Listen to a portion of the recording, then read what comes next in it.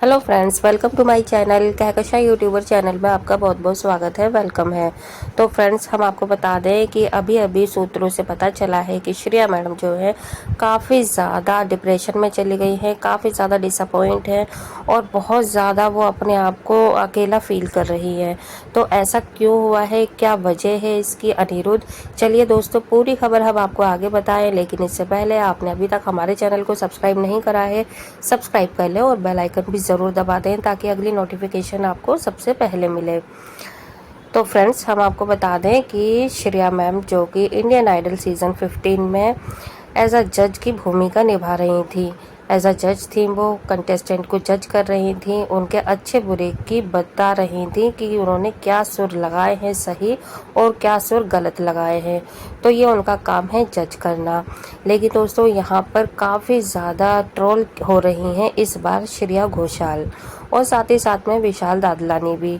तो आखिर इन दोनों ने ऐसा क्या करा है जिसकी वजह से इतना ज़्यादा ट्रोलिंग का सामना करना पड़ रहा है दोनों ही जजेस को? हालांकि बादशाह भी इसमें थे, तीसरे जज, लेकिन उनके ऊपर इतनी उंगलियां नहीं उठ रही हैं जितनी ज़्यादा श्रेया घोषाल और विशाल दादलानी के ऊपर उठाई जा रही हैं। और ऐसा दोस्तों पहली बार तो हुआ नहीं है कि किसी भी रियलिटी शो में जजेस को लेकर ट्रोलिंग ना की गई हो। तो लेकिन इस बार कुछ ज़्यादा ही हो गई है अति। तो यहाँ तक कि विशाल दादलानी ने भी रिज़ाइन दे दिया है, एक तरीके से हम यही कह सकते हैं, या हम ये कह दें कि विशाल दादलानी को सोनी चैनल ने अब निकाल दिया है, या आप ये कह दें कि इन्होंने अपने इंस्टाग्राम अकाउंट पे ये साबित कर दिया है कि मैं खुद ये शो अब आगे से नहीं करूँगा। वेल दोस्तों, ये तो रही विशाल की बात, लेकिन अब हम बात कर रहे हैं श्रेया घोषाल की। तो यहाँ पे श्रेया घोषाल का भी यही माना जा रहा है कि वो काफ़ी ज़्यादा अपसेट हो गई है, किसी से ज़्यादा बातचीत नहीं कर रही हैं, कोई भी अगर सवाल पूछ रहा है तो वो उसके आंसर नहीं दे रही। तो दोस्तों, यहाँ पर ऐसा लग रहा है जैसे कि वो विशाल के जाने से काफ़ी ज़्यादा दुखी हैं और उन्हें ये भी लग रहा है कि आने वाले टाइम में खबर ये भी आ रही है कि विशाल की तरह अब श्रेया भी नहीं रहेंगी जज किसी भी इंडियन आइडल के सीज़न में।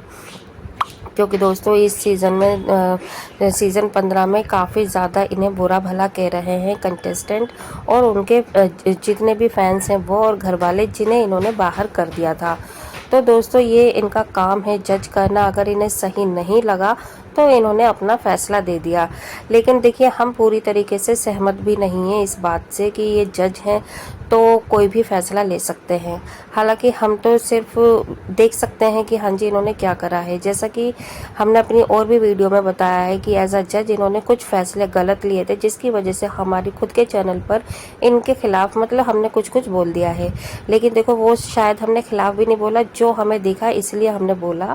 जैसे कि आपको भी यही लगता होगा दोस्तों कि इन्होंने एज अ जज फैसले गलत लिए थे रागिनी को निकालने पर, ठीक है, क्योंकि रागिनी हम सबको बहुत ज़्यादा पसंद थी और काफ़ी अच्छे से वो सिंगिंग भी कर रही थी और जो भी यहाँ पर सेलिब्रिटी आते, गेस्ट आते, वो इनकी तारीफ़ ही करते थे। इनफैक्ट जजेस खुद भी इनकी तारीफ़ किए बिना नहीं थके थे किसी भी एपिसोड में। लेकिन फिर ऐसा अचानक क्या हो गया था जो इन लोगों ने रागिनी को निकाल दिया?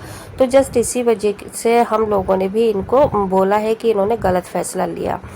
तो दोस्तों देखिए, पहले तो ये चीज़ की है ना, ये सारे जो भी रियलिटी शो हैं अब लोग यही समझते हैं कि ये पहले से स्क्रिप्टेड होने लगे हैं, पहले से डिसाइड होने लगे हैं। अदरवाइज़ रागिनी को निकालने का कोई मतलब नहीं बनता था, क्योंकि वो काफ़ी अच्छी सिंगिंग कर रही थी और अब तो उसे और भी ज़्यादा कॉन्ट्रैक्ट वगैरह मिलने लगे हैं। तो देखिए, अगर वो अच्छा नहीं गा रही होती तो कोई भी उसे ऑफ़र नहीं देता, ठीक है। अगर अच्छा नहीं गाती तो क्यों ऑफ़र मिलता?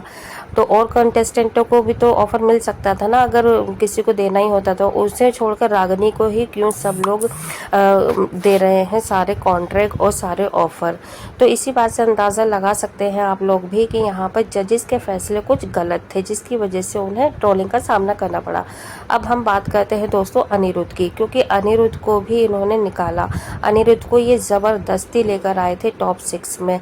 हालांकि अनिरुद्ध का ये खुद का भी कहना है कि है ना, मैंने अपनी नौकरी तक छोड़ दी थी अपने टैलेंट को देखते हुए, और मुझे सिंगिंग करने का शौक़ था, मुझे अच्छा लगता था और इसीलिए मैं इस रियलिटी शो में आया। लेकिन यहाँ आने के बाद मुझे ऐसा पता चला कि मैंने शायद गलती कर दी, क्योंकि जो कैमरे पे दिखता है कैमरे के पीछे उतना ही अलग होता है। कैमरे पे दिखने वाली सच्चाई पूरी तरीके से सच नहीं होती है। तो दोस्तों इस तरीके से अनिरुद्ध ने अपने स्टेटमेंट दिए हैं, इंटरव्यू में कहा है। तो हो सकता है यही सारी बातें जो है श्रेया को काफ़ी ज़्यादा हर्ट कर गई हैं, और जो मतलब यूट्यूब पे आप देख सकते हैं हर यूट्यूब दूसरा यही कह रहा है कि जजेस ने गलत फैसला लिया, पहले से ही फिक्सिंग था और पहले से ही डिसीज़न अनफेयर लेते आए हैं ये जजेस।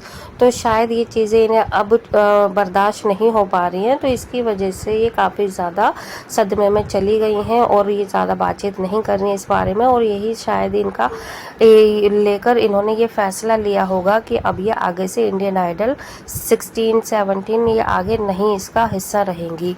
तो देखिए यहाँ पे अनिरुद्ध ने भी काफ़ी रोते हुए इमोशनल मैसेजेस भेजे थे कि जजेस जो हैं वो मेरी शायद मैं छोटे शहर से हूँ, इस वजह से इन्होंने आगे नहीं बढ़ाया, क्योंकि सिर्फ टैलेंट ही काम नहीं करता, यहाँ पे और भी चीज़ें मायने रखती हैं। तो इन्होंने सीधा सीधा तो कहते हैं ना निशाना नहीं मारा अनिरुद्ध ने, लेकिन इनडायरेक्टली इन्होंने सब कुछ कह दिया। तो दोस्तों यहाँ पर जजेस को इन्होंने एकदम साफ साफ इसलिए नहीं भी कहा क्योंकि ये वहाँ से आए हैं, इन्होंने सीखा है, उनसे कुछ ना कुछ तो सीखा ही होगा एज अ जज से। तो दोस्तों यहाँ पर अनिरुद्ध काफ़ी ज़्यादा अपसेट थे अपने एलिमिनेशन होने के बाद, और उन्होंने सीधा सीधा ये जजेस के ऊपर ही रखा था कि वो अपनी नौकरी तक छोड़कर यहाँ पर अपने टैलेंट दिखाने के लिए आए, लेकिन यहाँ पर सिर्फ और सिर्फ टैलेंट ही मैटर नहीं करता। तो देखिए इतनी बड़ी बात अनिरुद्ध ने कह दी है, ये शायद श्रेया घोषाल को हजम नहीं हो रही, बर्दाश्त नहीं हुई, इसलिए दोस्तों वो काफ़ी ज़्यादा सदमे में पहुँच गई है।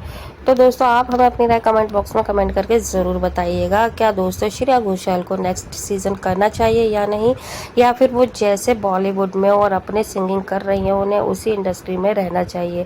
क्योंकि अगर एज अ जज वो यहाँ पर आती हैं तो हमें नहीं लगता कि ऑडियंस अब उन्हें एक्सेप्ट करेगी। आप भी हमें अपनी राय कमेंट करके ज़रूर बताइएगा, क्या आप श्रेया घोषाल को नेक्स्ट सीज़न में एज अ जज देखना चाहेंगे या नहीं। और वीडियो अच्छा लगा है तो वीडियो को लाइक ज़रूर करिएगा, चैनल को सब्सक्राइब करें। अगर ऐसी ही और अपडेट आपको हमारे चैनल पे चाहिए तो सब्सक्राइब करे बिना मत जाइएगा। मिलूंगी एक और नई अपडेट के साथ, तब तक अपना ख्याल रखिएगा, बाय बाय।